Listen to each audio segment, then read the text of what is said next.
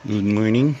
Arena Roofing po. Isa lang po tayong discussion para sa kaalaman ng mga bago pa lang na nakakakita ng mga materials ng bubong. So ito po yung rib type natin. Ito yung ginagamit natin usual sa roofing.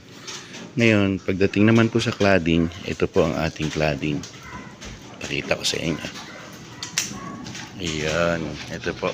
Mas maliliit ang kanyang groove. Halos half inch lang ito, and then mas frequent ang kanyang interval, every 3 inch siya.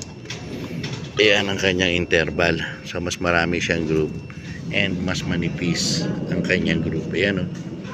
So ito po ang ginagamit sa pang-cladding kasi pagka gusto nyo ng aesthetic effect, napaka awkward naman na ang gagamitin nyo ay yung roofing sheet. Mas maganda po ito pang-cladding natin.